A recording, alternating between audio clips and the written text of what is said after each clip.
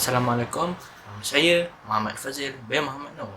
Nombor meter saya adalah 2022946677. Saya Muhammad Ikram bin Khairul Anwar. Hai, Assalamualaikum. Nama saya Nur Natasha binti Muhammad Ali. Nombor metrik 2022991497.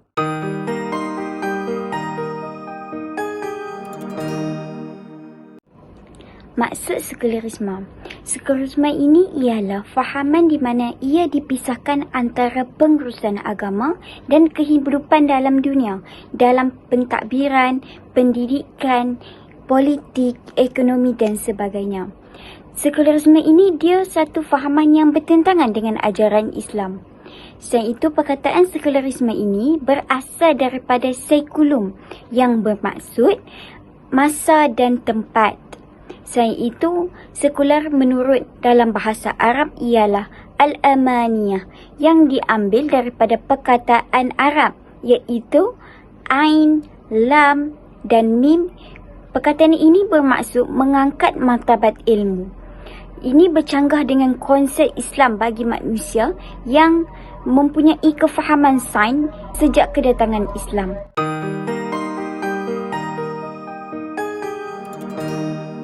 Sejarah sekularisme.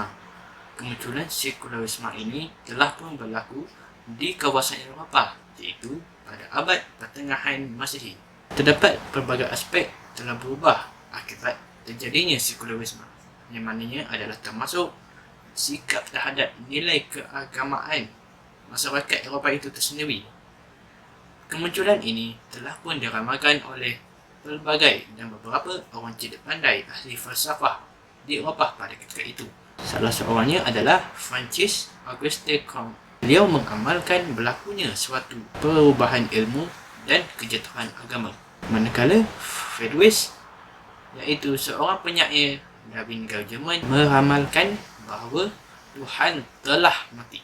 Apabila terjadinya sekularisme ini, yang mana pada ketika itu para cendekiawan Barat telah pun merasakan bahawa pengikut Kristian tidak lagi mampu untuk melarikan diri dari krisis agama yang muncul akibat kedatangan sekularisme.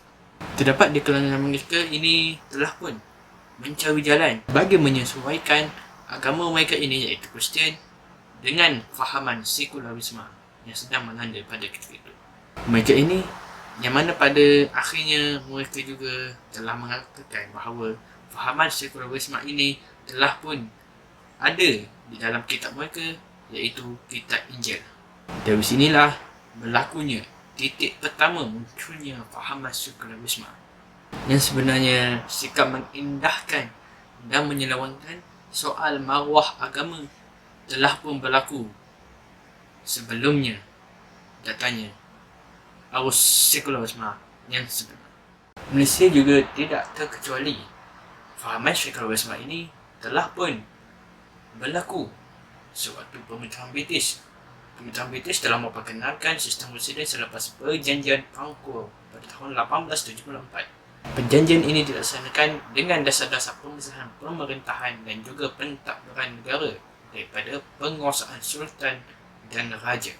Sultan dan Raja telah diberikan kuasa-kuasa khas untuk mengetahui berkaitan perkara-perkara hal keagamaan di istana. Di samping itu, Presiden pula dipertanggungjawabkan untuk mentadbir negeri.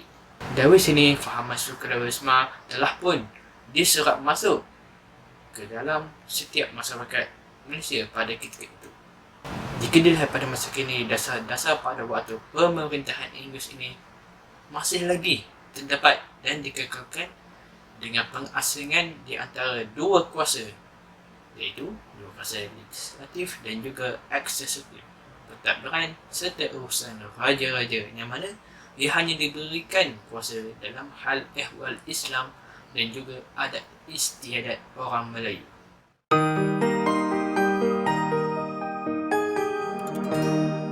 Faktor sekularisme, kemelut yang melanda di gereja merupakan antara salah satu aspek yang sangat penting dalam membawa sekularisme di dunia barat. Raja-raja, petua dan juga pendeta agama Kristian telah mula menyisihkan kemuliaan agama mereka sendiri hanya kerana untuk mendapatkan harta kekayaan.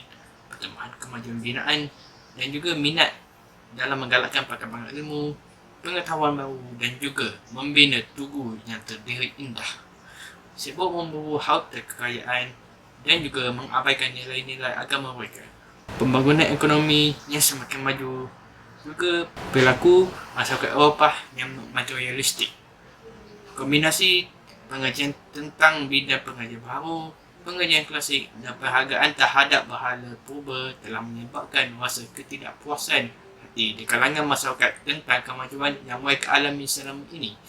Pengaruh ilmu falsafah moden dan juga bagi penyokong sekular, mereka berpendapat bahawa dengan berada di bawah pemerintahan gereja, mereka tidak akan memperoleh kemajuan.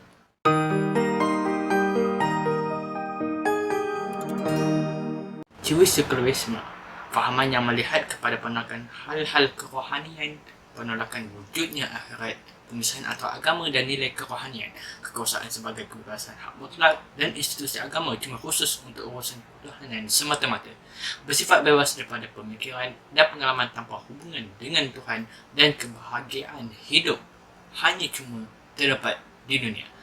Dapat diperhati pada amalan masyarakat dunia di hari ini yang berfikir agama cumalah sebahagian dari disiplin ataupun aspek yang sama saja dengan sejarah, ekonomi, politik dan sebagainya. Menyelesaikan hal-hal akhirat dan secara langsung agama menjadi kehidupan di dunia hanyalah semata-mata urusan akhirat pula merupakan perkara dunia yang kita akan difikirkan apabila di akhirat nanti. Ia juga memfokuskan kehidupan dunia dengan menyelesaikan unsur kehidupan agama sebagai permasalahan individu, seperti contoh ideologi materialisme, individualisme, kapitalisme dan individualistik, komunisme dan feminis.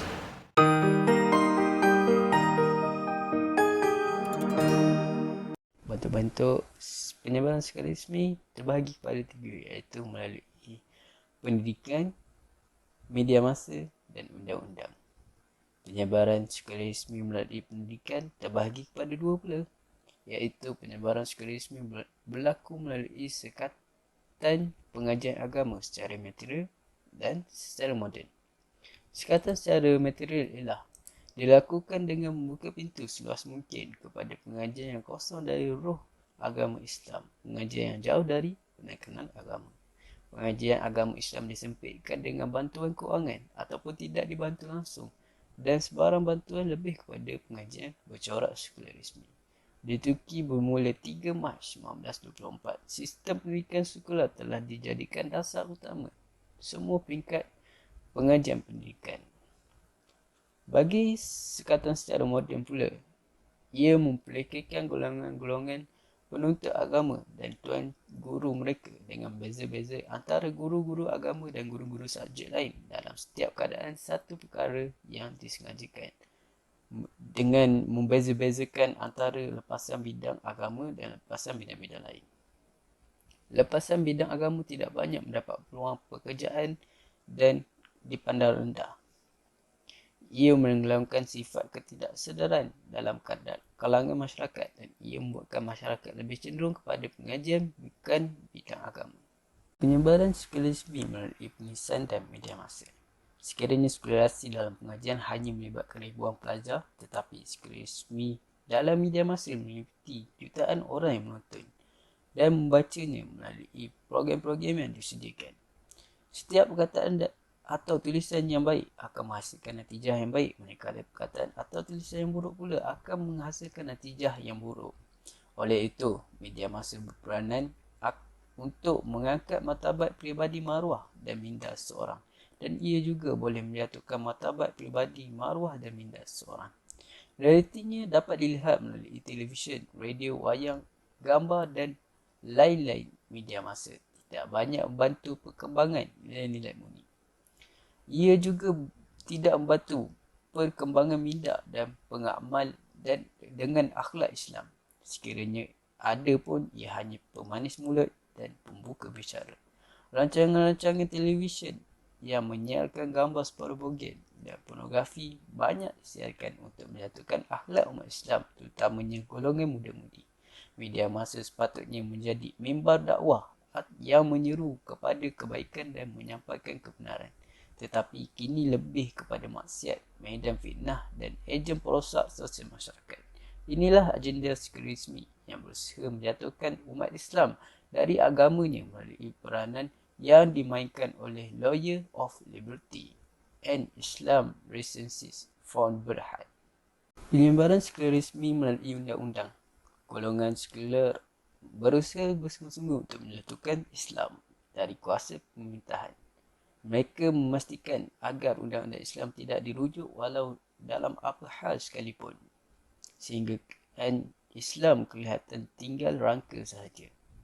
Sebagai contoh di Turki, untuk menjauhkan manusia dari Islam, mereka berusaha mensekularkan undang-undang sedikit demi sedikit sehingga akhirnya undang-undang di Turki menjadi sekular dan telerainya undang-undang Khalifah Islam mulai tahun 1937. Perlembagaan Turki menjelaskan bahawa Turki secara rasminya adalah negara sekular.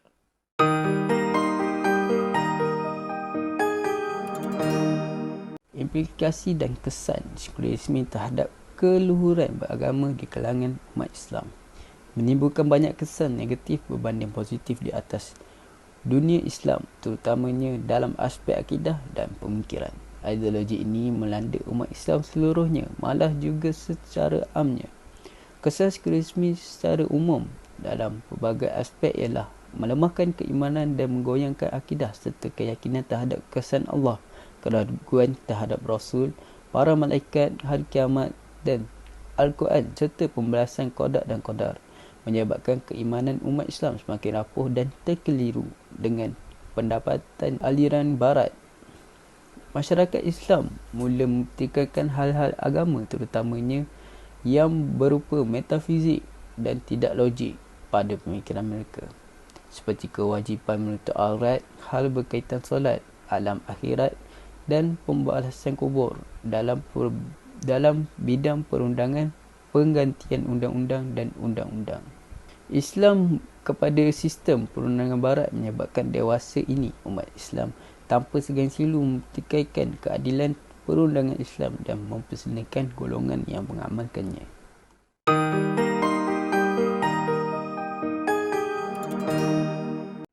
Seterusnya ialah langkah mengatasi fahaman sekularisme dalam sudut pandangan Islam.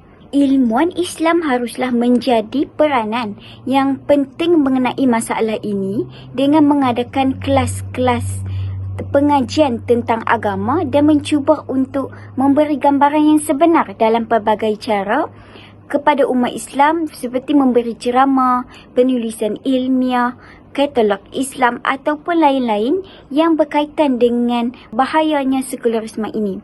Selain itu, usaha yang perlu dilakukan ialah mengajar mereka supaya dapat menguasai segala ilmu dan prinsip-prinsip Islam dengan lebih mendalam, agar mereka tidak terjerumus dengan perkara-perkara yang tidak mengikut kehendak Islam. Ia juga satu kewajipan sebagai seorang Muslim untuk mentaati segala perintah dan suruhan Allah Subhanahu Wa Taala. Sebagai seorang ilmuwan dalam Islam, haruslah menzahirkan keunggulan dalam Islam serta menghidupkan sunnah dalam kehidupan untuk bersatu, untuk menentang lalu menolak serta mengkritik para intelektual sekular ini agar fahaman mereka ini tidak menular dengan lebih meluas dalam fikiran umat Islam. Poin yang seterusnya ialah NGO dan pihak kerajaan perlulah mengadakan halaqah Al-Quran dengan percuma kepada semua umat Islam tanpa mengira kedudukan seseorang mahupun bangsa, dewasa atau kanak-kanak dalam beberapa kali dalam seminggu. Mereka yang mempunyai kelulusan agama ini haruslah memperuntukkan masa yang lebih kepada umat Islam agar mereka dapat memahami dan mencuba untuk mengamalkan dalam kehidupan seharian sebagai seorang yang beragama Islam yang sebenar berasaskan kepada panduan Al-Quran. Sebagai seorang yang beragama Islam, haruslah meninggalkan sikap mengagung-agungkan tamadun barat yang kononnya membawa kepada kemodenan dan kemajuan. Sebaliknya, umat Islam mestilah menyanjungi kegemilangan, ketemadunan Islam agar kita dapat mengembalikan kegemilangan dalam Islam. Tambahan pula, sebagai umat Islam mestilah bersepakat serta bersedia untuk mengorbankan wang ringgit, tenaga, hanya untuk segalanya, untuk kemaslahatan Islam ini serta menanam azam dalam diri untuk mengembalikan kedaulatan Islam di Malaysia agar ia menjadi sebuah kenyataan. Poin yang terakhir ialah pihak berkuasa haruslah mengharamkan atau menolak segala media yang boleh merosakkan nilai dalam Islam dalam diri dengan menukar kepada alternatif lain yang lebih bermanfaat. Dengan ini bukan sahaja dapat mendidik, malah ia melahirkan umat Islam yang bertamadun tinggi, berilmu serta berpekerti mulia dan dapat membuka minda masyarakat pada hari ini agar membawa negara kita ini menjadi lebih maju mengikut syariat Islam.